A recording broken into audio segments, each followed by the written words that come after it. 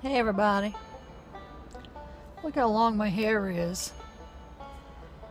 I haven't had it cut since the wedding because we've been so broke. But dang, girl need a haircut. So anyways, this is a preach. I'm finna preach. But we watched the debate last night. I don't feel inspired by anybody running. Nobody's inspired me. You know, in the past, I have voted for both Republicans and Democrats, depending upon the issues, who they were. I wouldn't say that I was a Republican or a Democrat.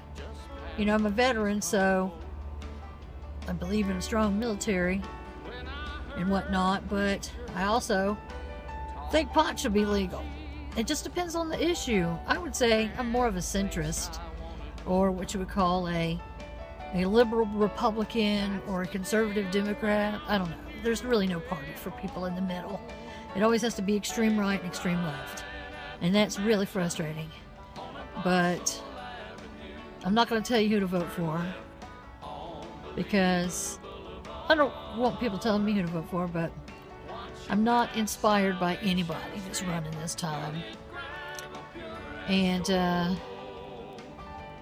I'm just going to vote with my heart and the issues that I find most important to our personal life and our personal freedom as U.S. citizens.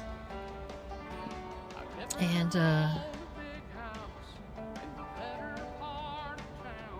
I'm conflicted on things, you know. I don't believe in the wall. That's pointless. I believe that America, you know, is made up of immigrants, and our country was founded on freedom of religion, so we can't shut anybody out. That doesn't mean I think we should take everybody in like it was nothing, but I don't want to shut anyone out either. So definitely just based on something arbitrary like their religion. I don't believe that all Muslims are bad. There's been plenty of Christian terrorists that have blown up bombs and shot people and murdered people in the United States. Every time an abortion doctor gets murdered, which has happened, that's the right-wing Christian terrorists. That's what that is. The guy that blew up the abortion clinic in Birmingham, Eric Robert Rudolph, set the bomb off at the Olympics and set the bomb off at the gay nightclub here in Atlanta. He was a Christian terrorist. Now, there's no way I think that all Christians are like that guy. That guy is like a loner, but he was doing it for Christian reasons, what he thought he was basing all that on. What his religion was. So I can't really do the same thing to Muslims. I've had Muslim friends in the past. You know, I worked at companies where I had Muslim friends. Here's a story. This happened in the 90s. I was working at a local engineering company, and we had some people from Iran that worked there, and they were engineers, and went to Georgia Tech, and we had offices all over the Southeast. We probably had about 10, 15 branch offices, and we had some offices in Florida. And so he was going down to do some work for a week at one of the offices in Florida, and he was Muslim. And you know, Muslims, certain times of the day, they have to face Mecca and pray. And so he was driving down I-95, and it's getting close to time to pray, and he's like, what am I going to do? I don't want to just pull the car over on the side of the road and get out and pray on the side of the road. And he saw this small church. So he's like, I wonder if that pastor would let me pray on the front steps or something. So he knocked on the door. The pastor came to the door. He told him he was a Muslim. It was almost time to pray. And the pastor let him come inside a Christian church and put down his prayer rug and face Mecca and do his daily prayers. That would never happen today.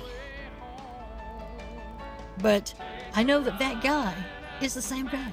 He was so impressed that that pastor would let him do that. you know, that was a good reflection of America.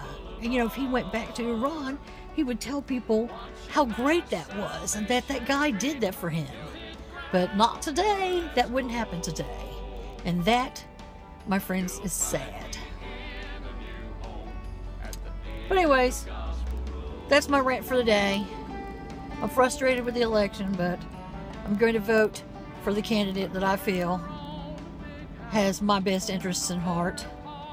And even though probably not, you know how politicians are. And yes, Donald Trump is being a politician. As soon as he threw his name in, he started politicking. So what you gonna do? You know, and if he does get elected, he's gonna have to work with over 400 members of Congress to get him to agree to do what he wants, and 100 senators in the Senate to do what he wants, and they're just gonna stalemate.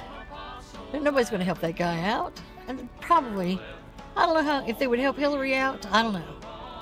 I don't know how friendly she is with most of them, but if it's a Republican majority, they're not going to work with her either, so...